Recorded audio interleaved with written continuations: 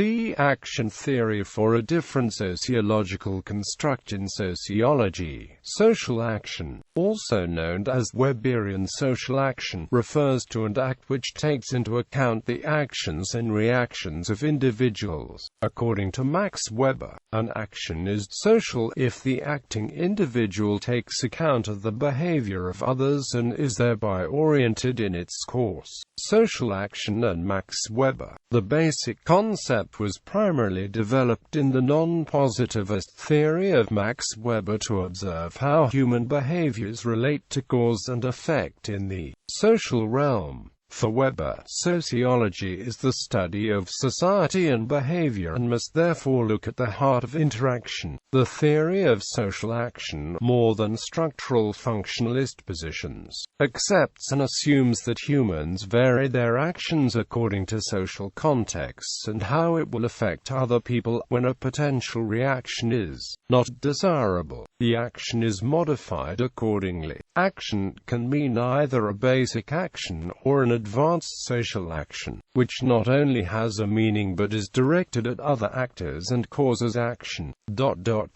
The science whose object is to interpret the meaning of social action and thereby give a causal explanation of the way in which the action proceeds, and the effects which it produces. By action, in this definition is meant the human behavior when and to the extent that the agent or agents see it as subjectively meaningful. The meaning to which we refer may be either the meaning actually intended either by an individual agent on a particular historical occasion or by a number of agents on an approximate average in a given set of cases, or the meaning attributed to the agent or agents as types in a pure type constructed in the abstract. In neither case is the meaning to be thought of as somehow objectively correct or true by some metaphysical criterion. This is the difference between the empirical sciences of action, such as sociology and history, and any kind of priori discipline, such as jurisprudence, logic, ethics, or aesthetics, whose aim is to extract from the subject matter correct or valid meaning. The term is more practical and encompassing than Florian's and Iñaki's social phenomena, since the individual performing social action is not passive but rather active and reactive. Although Weber himself used the word agency, in modern social science this term is often appropriated with a given acceptance of Weberian conceptions of social action, unless a work intends to make the direct allusion. Similarly, reflexivity is commonly used as a shorthand to refer to the circular relationship of cause and effect between structure and agency, which Weber was integral in hypothesizing.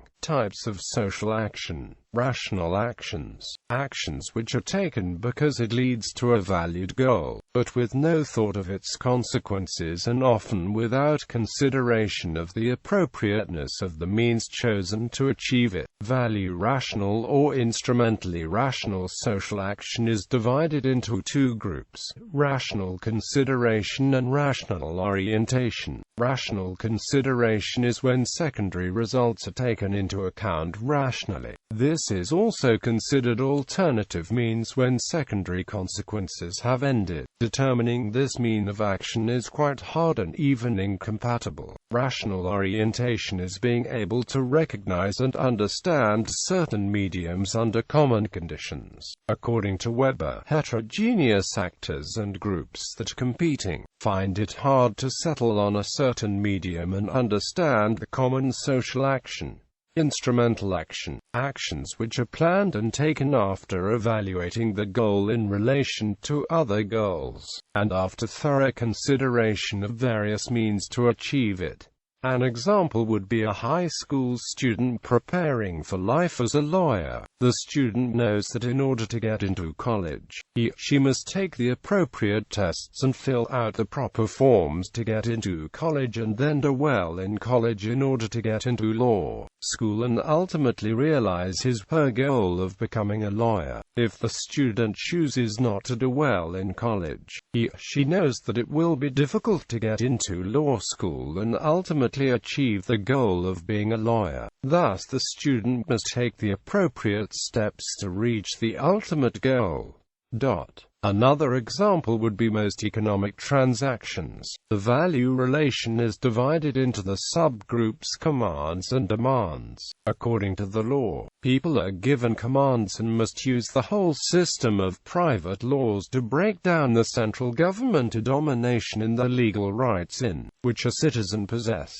Demands can be based on justice or human dignity just from morality. These demands have posed several problems. Even legal formalism has been put to the test. These demands seem to weigh on the society and at times can make them feel immoral. The rational choice approach to religion draws a close analogy between religion and the market economy. Religious firms compete against one another to offer religious products and services to consumers, who choose between the firms. To the extent that there are many religious firms competing against each other, they will tend to specialize and cater to the particular needs of some segments of religious consumers. This specialization and catering in turn increase the number of religious consumers actively engaged in the religious economy. This proposition has been confirmed in a number of empirical studies. It is well known that strict churches are strong and growing in the contemporary United States, whereas liberal ones are declining. For Iannacone's religious experience is a jointly produced collective good.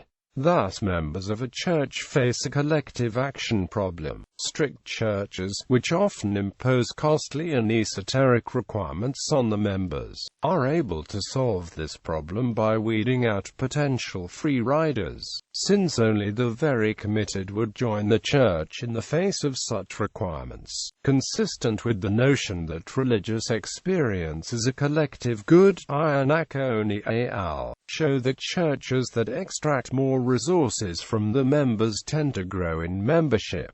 Effective action. Actions which are taken due to one's emotions to express personal feelings. For examples, cheering after a victory, crying at a funeral would be effective actions.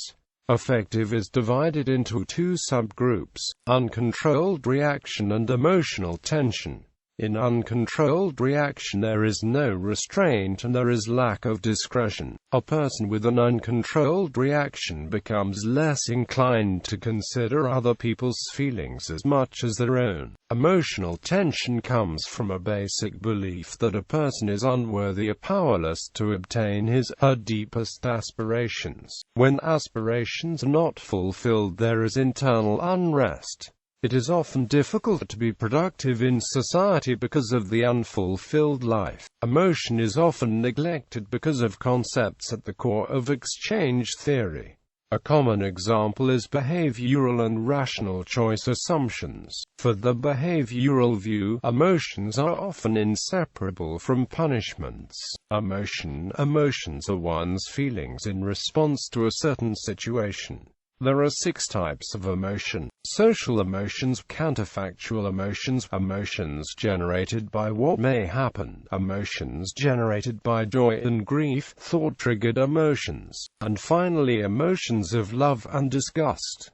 All of these emotions are considered to be unresolved. There are 6 features that are used to define emotions: intentional objects, valence, cognitive antecedents, physiological arousal, action tendencies, and lastly physiological expressions. These 6 concepts were identified by Aristotle and are still the topic of several talks. Macro-institutional theory of economic order. Nicole Bigot and Thomas Beamish have a slightly different approach to human habit than Max Weber, whereas Weber believed economic organization is based on structures of material interest and ideas. Institutional sociologists like Bigot and Beamish stress